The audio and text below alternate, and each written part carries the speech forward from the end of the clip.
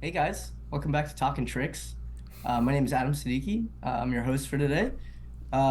With us, we have PDX Tricking and Talkin Tricks in this episode of PDX Tricking, PDX Tricking's own podcast. This is clearly ours. Hey Adam, Um, thanks for having me. yeah, thanks for coming.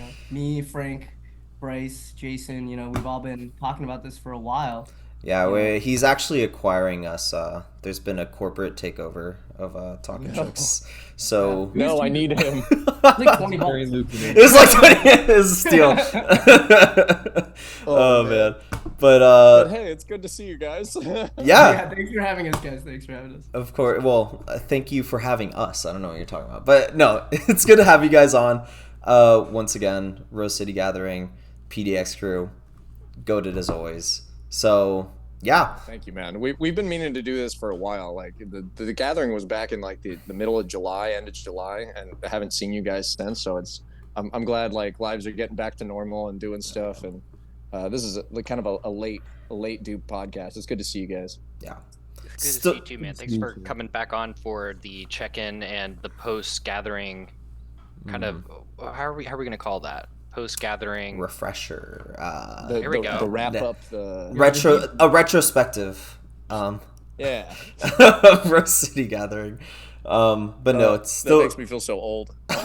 retrospective. Yeah, I mean, don't worry. It's still like very fresh in our heads. I mean, it was just a blast. So, yeah, I mean, I guess we're here to talk about everything from start to finish. But I guess we could start with literally how we got there, which was the airport, which That is was exactly what I wanted to bring up because that was one of my favorite moments of the entire gathering. Like where we got like two or three different cars coming to pick you guys up, and okay, because from your guys' perspective, it was completely different. I got to just see the finish of it. So like how did it start?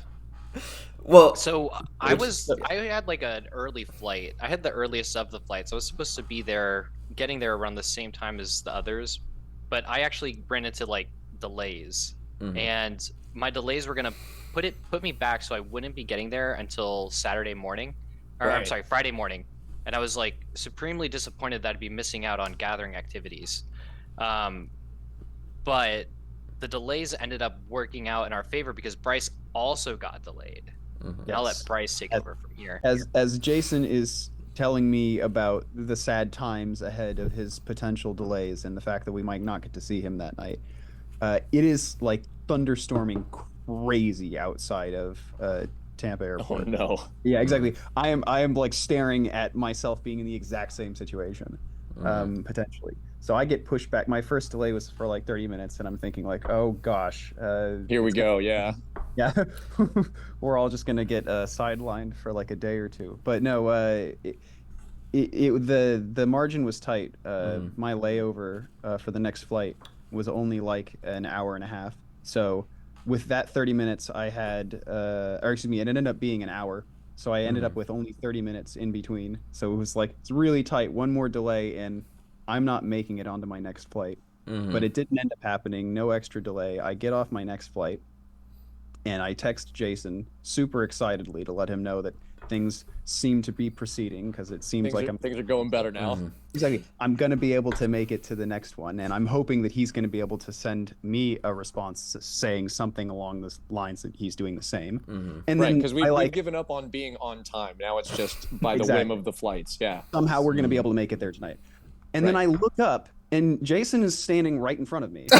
I actually didn't know this part. So I just run over and hug him because I'm just like, oh my gosh, what are the chances? Yes, You guys were like We- just messing each other from like 100 feet away. Yes. quite literally that. We were literally within shouting distance of each other, if not closer. And we were just like messaging, and it turns out that our delayed flights ended up like just converging to the same one. And Exactly. so our second flight, like we literally flew in to PDX together on the same connecting flight. You guys were in the same flight. I had no idea. Yep. Yes, it was beautiful. We weren't sat next to each other, but it didn't matter Yeah. because encountering Bryce and knowing that we were going to land at the same time was literally just enough second wind that I could not sleep on the plane right there. Like on the second flight, it was so much energy that was palpable, and I was like, man, this is everything. Like, it's okay. All's okay now. Like, I'm gonna get there with Bryce, and it's fine. All right. So this is where Frank comes in. Sorry, what were you gonna say, Bryce? No, I was just gonna say, yeah, no, I was electrified. That second flight went by so fast, I didn't even notice it. Yeah. But yeah, go ahead. That's my favorite feeling. All planned. I planned all of it.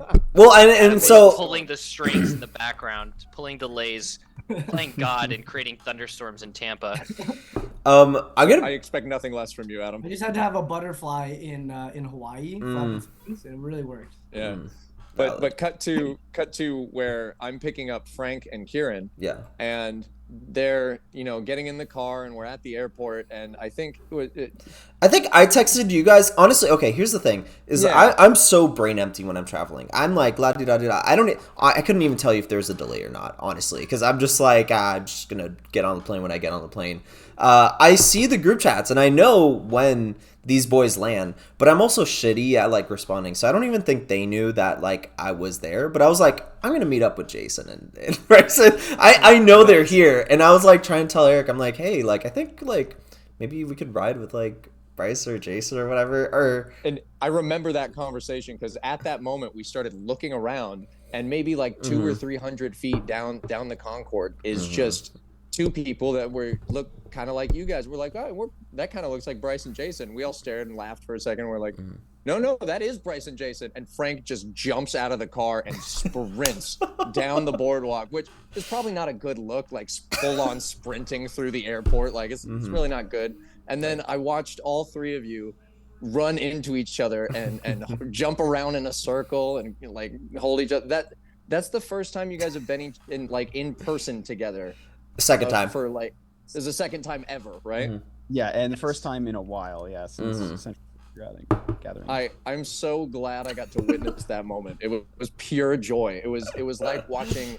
There's a viral video right now with two dogs that met over Skype, and then they finally meet in person and they just go nuts. And that was y'all. That was y'all just like in a nutshell running around each other. And then the entire car ride was just like ballistic. It was yapping. Full immediate energy just from there to the end of the gathering. It was nuts.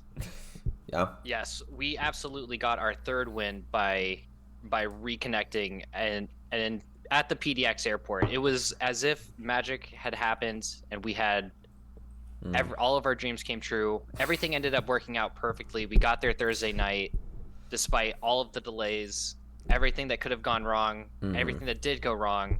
Brought us together perfectly. Jason, I think I couldn't have put it in better words. Like our dreams coming true, because that is, and I'm not trying to gas you guys up too much, but like it's just that is what it feels like to go to a Rose City gathering because it's just it's so fun. And something to highlight because I know we're gonna get to other aspects of it, but I do want to highlight that these guys bring us to an amazing brunch every year at a Nordic restaurant. It has the most exquisite tomato bisque, or what is it? I haven't been. Host you right next to it. Yes, we are literally right hosted. You just go. We just walk there. It is so close. Fantastic breakfast. Fantastic way to start the actual gathering after a good night's sleep. It was absolutely delicious. Can't wait to do that again next year.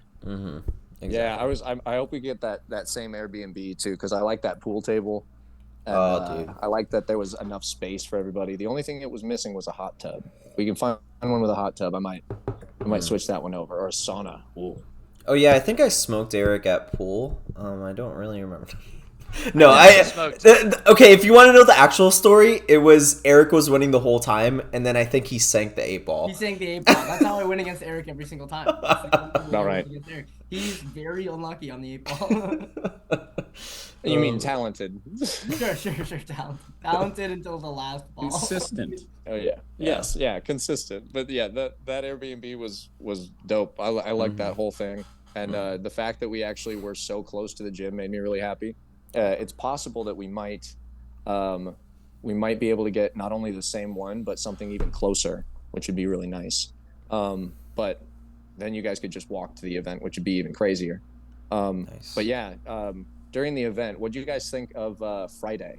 Friday was like the big showcase event and all the battles and things and all the commentary. You guys were doing some things that I don't want to spoil too much about, but Jason and Bryce, along with Nick Vale, were doing commentary while Frank was judging battles and all that other stuff. And it was some content that I think would blow up into something bigger than I already see it as. Like Adam, what do you think about that?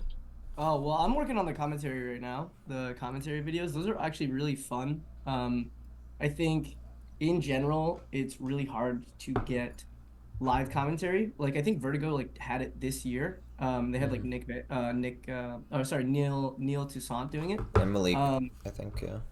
And it looks like it's just like it's such a heavy setup that we don't have those resources right now. We'd love to do something similar to that, but right now with the resources we have, we decided that we could do a like post gathering like battle commentary.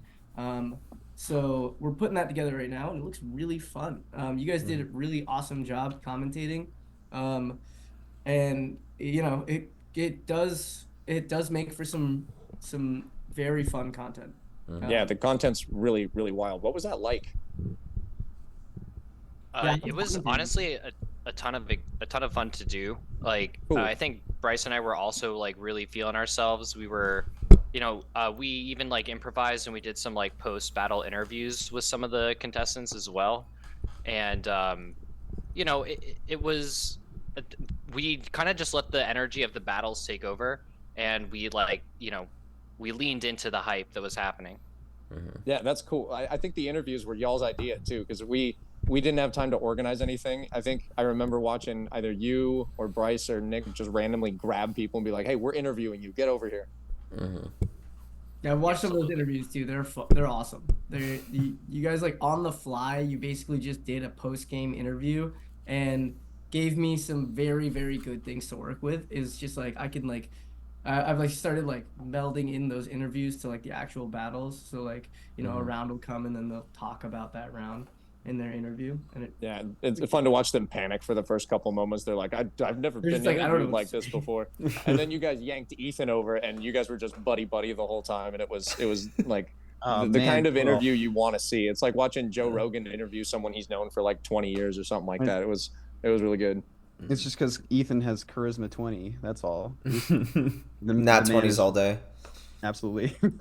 I know, it's not fair. Yeah, looking from the outside, because obviously it was Bryce and Jason's job to commentate. It looked like so much fun. I was actually low-key kind of jealous. I was like, that looks like so much fun to do. And after seeing just like a hint of what the outcome looks like, you guys look like you did an amazing job. And I mean, I think... I'm not sure if we've made this clear like publicly, but we actually like trained a lot for that. Like we were watching videos. Yeah, we were watching videos twice a week for like probably like 30 minutes to an hour depending on the day. Just like dissecting what people were doing. Real time. Yeah, like in real time, typically trying to keep up with the videos as we were doing. Mm-hmm. Typically, we'll slow down our dissects so that we can properly examine the tricks, but instead we would watch battle footage at real speed and call the passes as they happened, and and you run into a lot of mistakes. Yes, quite literally. And not all of commentary is just calling out battle passes, but like being able to actually keep up with them is a skill that, man, it is difficult to develop. And like even in the midst of the commentary, you will see us often make mistakes and just have to like skip over things because that's just like how it goes. Oh yeah, there's a couple of moments where like you guys like muddle what you're saying, and like I'm like, what trick is that actually? Like, what are they trying to say? And I just put that in the subtitles. I'm like, this is the actual trick. Like, you can't hear what they're saying, but this is the trick that they're doing. So I hate to do this mid podcast, but I got someone calling me real quick. I'll probably be back in just a moment. Sorry for the delay. No worries. But yeah, I guess along the same lines, it is a very hard skill to develop. I mean, even like I feel like I've seen a million tricks. I understand the tricks that are happening, but someone throws a mega, and for some reason, it's really hard for me to voice it. Like, you know what I mean? It's hard for me. Like, I know what's happening, But I'm like, Absolutely. oh, There's- aerial, mega, rapid, whatever. Like, I mean, sometimes There's you're this also so interesting used to phenomena that seeing- happens where if Yeah. someone does like an aerial swing rise, swing ultra gainer, like all of those tricks become the same trick in my mind. Like I can't distinguish them at any one point in time. So I can't. I will just start swapping out one for the other as I'm staring at them, and I can't help it. It's impossible for me. yeah, For sure. yeah. How was judging for the battles there, Frank? It was great. We had the UST battles this year. Last year we were like a bronze league, and this year we were actually in silver. Nice. So a little bit like higher stakes. Yeah. But in general, I mean they looked really fun. Yeah. I wish we could ever battle at my own gathering. That would be really tight. Well, I was gonna say, I think the battles this year like really showed up. Like there were just a lot of really good matchups that I think complement each other. Like regardless of skill level, like even in like some of the lower level trickers, like a lot of them were matched up really well, and they tried really hard, and it showed. And then we had people like Ethan and stuff. I mean, we had it was. I guess Ethan wasn't Seven to Smoke, but Yeah. Yeah, how was so Seven to Smoke, for those who don't know. We did this for like kind of our first time this year. It was based on a breakdancing game that I guess they played a lot of like breakdancing jams or ciphers or what have you. And in this scenario, it's a line of like 7 to 10 people, and the first two do a one pass battle that is judged, and then whoever wins stays, and then the next person in the line comes in, and basically what you're trying to do is you're trying to get 7 wins, right, in this line. And is the original 7 in a row, or is it just 7 wins for the original one? I believe the original is 7 in a row. Yeah, for breakdancing it's which is 7 bonkers. Yeah, which is well, we thought it was bonkers going into it. We were like, as a tricking pass, 7 in a row, that would be so hard. And then we had open Well, sides, like anyone could join, right? And so we had like a bunch of our newer trickers, and then we had like Ethan, Marcus, and Adam sign up. And then we were like, okay, well, that was a huge blessing in disguise, which I didn't even recognize this at the time. So many people afterwards were like, oh my God, I got to battle Ethan. Like, even if it was one pass, like I got to battle Ethan, I got to battle Marcus, like just amazing hype behind it. So the fact that like a no-name tricker can battle someone like, Aspen, like that's amazing. I love that. Yeah. And then Ethan won 7 in a row, and we were like, there's no way that's gonna happen, and then he just did it. And it's like, well, that is Ethan Turner, It was When cool. Talked to him afterwards. It like he was definitely feeling doing 7 passes of tricking back to back though. He was 7 winning passes for sure. Yeah, we were pushing him.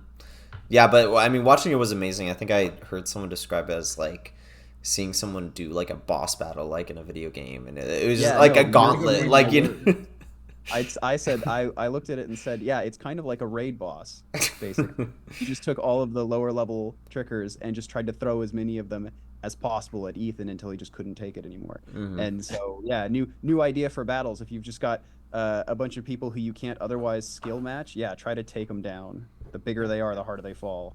Yeah, 50 That's a great idea. Yeah, I would actually like to see who can do it. I'd love to see that with like medium tier trickers, like people who you would consider to be pretty good versus like an elite tricker. I think that'd be cool. Like a bunch of the medium tiers with the elite tiers. I don't know. I was thinking the other way around, where you'd have one specific elite tier and then just a bunch of other people that are just trying to take that one person down, like not even 7 to Smoke, just to destroy him. Just how long physically fight. Physically fight him? Like, take one elite tier tricker and make him just fight people. That'd be funny. I'd pay Man, lots of money. the release waivers on this gathering are gonna be crazy. I know. Oh, yeah. We gotta The poor insurance company. Lawyers know. I know this is such an aside, but I saw a post the other day on the Facebook tricking page, and it was someone really trying with his whole soul to explain why tricking actually does work in fighting and why it's like superior. It was just funny. But anyway, but yeah, overall Friday night was a great time, and I thought I liked that day as like the battle or the night show day. Like it was pretty fun. Yeah, I think it's pretty elite to put the battle day as the first day because people are coming in hyped. They train really well on Fridays. I don't think I've ever done a good training day on like the day right after the first day. I always go way too hard on first day. Absolutely. Even if I'm like, oh, I'm Speaking of battling which, tomorrow, like I should probably chill, you know? It's like, nope, that's definitely not gonna happen. I have yeah, way too much energy for that. our second day was like kind of geared around that idea. We knew everybody was going to be burnt out, so we might as well do some workshops. We might as well do some sitting and chilling around, maybe a couple games and things. But I think the discussions was really the highlight of the night. I think having you guys get up together and talk about like where we came from and the history of tricking, like that conversation, like not only was it you guys having the conversation, but everyone in the crowd of like 20, 30 people were just chiming in every once in a while and just doing little ad lib things. It was relaxed. It wasn't like a TED talk or anything. It was more like a conversation, which was awesome. Yeah.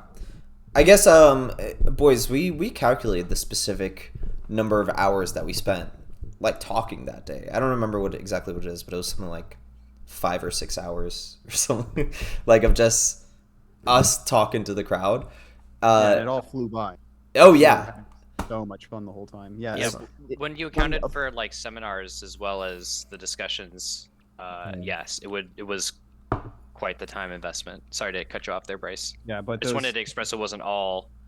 It was just 6 hours of us yapping, and we told everyone to shut up, and they talked. No one was allowed to go anywhere. We actually we chained everyone down and we had them listen to you for 6 straight hours. Yeah, but it was great. We got to not only did we get to have some seminars and teach some I wouldn't say necessarily familiar, but like well-tread ground as far as topics are concerned during the seminars. We also got swing theory. Explain, the transitions one was one of my favorites. the Transitions and Gumbies were great. During the discussions, we really got to bring up a whole bunch of stuff that we had only been talking about really amongst ourselves and then getting ready to record and things. Yeah. So it was really exciting to get to tell people about, the philosophy behind base trick terminology and get to start with, telling people about stuff like swing theory, which we are only really now, like, we've got our thoughts mostly collected on these things now, and so there should be episodes coming out soon that detail all our thoughts on all of this. Yeah, I like how you guys use like RCG as like a testing ground for your newfangled theories. Absolutely, you are all our guinea pigs. You're subject to our mad science. This isn't our first time bringing up just exclusive content on RCG. We did the same thing last year with not a trick theory topic, but we did pre-release a video there. So the Club 540 roast. Yeah. That was actually so fun. I really loved just watching. That was great. Watching that like with the homies was so funny because we were all just like dying. We were all just laughing so hard. That was my favorite video of all time, honestly. The Club 540 roast. I thought that was so fun to do. So I mean, I guess kind of how the boys described it. We did have our individual 3 seminars, which were more geared towards trick theory stuff or actual tricks. We had a trick theory discussion with the 3 of us about swing theory, and then we talked about the history of tricking. So trick theory 1 with swing theory, we had a lot of back and forth with the audience, and same thing with the history of tricking. History of tricking was great because we did have some old heads / relic heads in the audience that were able to kind of fill in some of the blanks. Because I would say me, Bryce, and Jason are very well versed in like 2012 era tricking and like beyond. Going before that, we know some things, but it starts to get a little hazy. So it's nice to get that perspective. So our old head Cyrus, he's kind of our grandmaster, our Yoda. Like there was a good 3 years where PDX tricking, like as a collective, was just me and Cyrus for like 2 or 3 years, and then it over the last like 6 years has blown up into what it is now. Oh yeah. But to have Cyrus there and to have Nick Vale there and to have there were a couple other people in the crowd, like Jared's been around a long time. Sure. Jared from Axis 45 in Seattle. Big shout out to that guy. Jared he knows a lot. He was a huge influence for me early on in our tricking podcast. I would cite a lot of his stuff regarding trick theory to Jason. So yeah, it was cool. Yeah, dude's amazing. Runs a great gym up in Seattle. Has a great crew. Treats them all right. Like he's awesome. Yeah. And having him in there, having Nick in there in that discussion, and there were there were more moments of like subtle like laughter and like trying to like get back on track into the subject, rather than just like, you know, nitty gritty like arguing about things. It was joyful. It was like a fun way to actually like go over things that I've never heard about, like the twisting wars and It's an actual anthropologically significant event in the history of tricking that basically no one talks about. But yeah, absolutely. I mean, other than its immediate like emergence and separation from like extreme martial arts and other stuff that you guys were talking about, like the actual like conflict, the civil war of tricking, like it blows my mind that's it's a thing, like it's a thing that happened, and you see the influences of it today. And I'm really glad that we're finally getting back. I'm just having the same discussion again. I liked having that discussion so much. But rather than talk about that, Sunday we got to go, and we got to go to the lake and do some jet skis, and pulled out the air track, which took us like 2 hours to pump up because I might have forgotten the pump. But that's, you know, we'll worry about that. I didn't even know this lore. You didn't know? No. Yeah, we didn't have an electric pump at the beach, because we had what we thought was a mobile like a bank, like a battery bank or whatever. So we were like plug something into it, it would work, right? So we had the actual pump, and so we plugged it into this thing. That thing was not powerful enough. Like a mobile, like Yeah. it wasn't Didn't even have the plug. It wasn't a mobile generator. It was a different pump. So yeah, it was for like pump. car tires and stuff. Yeah, these were like car tires and Oh, shit. damn. I get out my converter from the back and hook it up to the battery, and that doesn't work. We go and hook it up to another car. That doesn't work. Then we figure out that we got to do this thing and switch it around, and now we're just hand pumping. So everybody's just pumping it with a bike pump, and we're just trading off, and we're just going ham. And it worked, and we got that thing filled up, and we did some crazy tricks. Like hand pumping an entire 12, like I think it's a 20 by 20 air track. Like that thing's huge. I thought that would take forever. I'm surprised. That took like 15 minutes. Like because we were trading off, so it's like, you know, many hands, light work. What happened? Nice. A bunch of amped up truckers really wanting an air track. Yeah, really wanting an air track. Well, while you guys were focused on your lame air track, I was doing the important stuff. I was skipping rocks. And boy, did I skip rocks. It was so fun, actually. We actually had like a whole group of people just like skipping rocks. And That's what was happening while we were doing the air track. well, yeah, you guys were on like the jet skis or something. That too. Okay, cool. Oh man. You guys are just. There was a whole lot of not tricking. Yeah, a whole exactly. lot of A whole lot of not tricking. But it was things that were so much fun that so we had frisbee. People were playing keep up with a soccer ball. Been so long since I'd done either one, and I had such a good time getting back to it. Got to wrestle with Frank on the bridge out. I saw that. Lake. That was so much fun. It was a draw. It was a draw. Yeah. Yeah. I wasn't gonna let that. Bryce take me down. Next year, you both are going down. That's all I'm saying. Well, you gotta not be a pansy girl and about the water. I was literally injured. Well, no, but no, I think your main complaint was the water temperature. I think you're like, this is too cold. And that's my theory. And also my knee dislocation. But that's okay. Oh, we'll gloss over that. No, but all the more reason we need to pick you up next year and just chuck you in. But yeah, I mean, lightly lower you into the cold water to help soothe your knee. The masculine urge to wrestle each other into water is too strong. So there's a whole tournament going, and it was great. So, I saw people doing like tricks off the dock and like pushing and shoving each other, and it was awesome. It was a real good time. Yeah, big shout outs to Preston for that jet ski hookup, taking people out.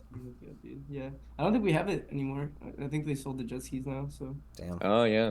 Yeah, oh, we well, still have the air track. We still have the air track, the frisbee, the soccer balls, all of the random other things that we do there. Didn't have to sell that for your mortgage. Every single one of our kendamas.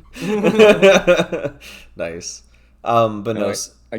I keep thinking about buying some jet skis just for that reason. I know, right? Yeah.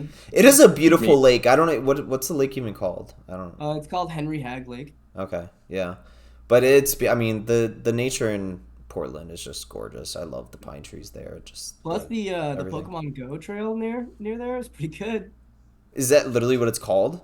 No, there's like a trail next to it that just like has like amazing Pokemon on it. Okay. My buddy went on it the last time we went, and he was like, bro, like the Pokemon I'm getting are so good. And I'm just like, all right, tight, like good. Of course He we took a kid do. with him, so I was like, all right, yeah.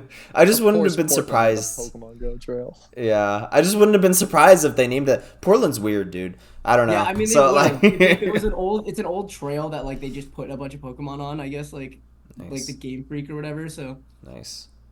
It's That's kind of sick. yeah. I like that. We got to take you guys on some of the trails, especially if you like hiking. Some of the trails that are up by that Hag Lake place, like rather than camping out, like next time we're there, we should go up and take like a 2 or 3 hour hike around, and you'll see There's just a how zip big line because it's thing. surrounded by mountains. This is a zip And line. we just- Ooh. Yeah, there's Yeah. a whole zip line park up the way from the lake. So when next Oh, you mean Tree to Tree? Yeah, tree to tree. Yeah. Yeah. next podcast episode we're gonna do while we're ziplining. So Jason, you're gonna be like right behind me. I'm gonna have my microphone. It'll be great. Yeah. perfect. I would die to see you guys do an episode where you're like skydiving and you're like Oh, going you up guys in the skydiving? plane That'd and be having so the fun. conversation up in the plane, and then as you guys are jumping out, like you have the post thing on the ground, like you could do a whole episode there. Like it could work. Oh, It'd be wow. terrifying. We could demonstrate some stuff in the air pretty easily, I think. So Yeah. Yeah. The only problem is the Pass guy the camera. strapped to your back. I tried to keep on telling my guy to like backflip. I was like, yo, let's do a backflip. He's like, no, you can't do a backflip, so I'm strapped to your back. And I was like, you want to fucking bet? Yeah, I feel like this is. You know just a- anything Yeah, about that's- like center of gravity and like physics? Like, So they pull told me back, the you're same fine. thing, and we still flipped. Like they said, all right, put your head back and pull your feet backwards. And I'm like, okay, you mean like an arch? You mean like an arched back? So we jump out of the plane and immediately we start flipping. And me being me, I'm like, oh, this is great. Like this is fantastic. Apparently the guy on my back who's like 7,000 jumps in his career, like he was freaking out. It's called a death spiral. As you flip, Oh. your surface area decreases, therefore increasing your terminal velocity Yeah. because you have less resistance, and because you go faster, you flip faster, increasing everything as you go, right? So it's this cycle of death. And I'm like, wee, counting the flips, having fun. it's not a arching death my spiral. back. It's a quint front. Yeah, see, that's what it was. Actually, I counted. It was about 9.5 flips with about Holy 3.5 shit. twists. Oh, it was great. I was loving it. And then we flattened out because I noticed him kind of like flailing. And I was like, oh, I should relax. So I like hollowed out, and then we just immediately flattened out. So it was my fault. Because you're so tall, probably. Yeah. And I've been Likely- flipping for likely he so think- long that I just assumed flip position, and then we just kept flipping. So I was in a bad layout position, like a bent knee layout. Like that's all it was. This is Yeah, a so I crazy almost died, but story. it was fun. That's hilarious. Okay, damn. I'm Yeah, glad you're so- still alive. Thanks, man. Me too. But yeah, I was You're gonna be second to taller jump than out of the me, so plane. you got a backflip. And we were the first to hit the ground by like 2 minutes. Like we jumped out a good 30 seconds or 45 seconds after my older brother who jumped before us. Yeah. And I hit the ground 2 minutes faster. Holy shit. Yeah, we were booking it. Made, Yeah. made a The, big difference.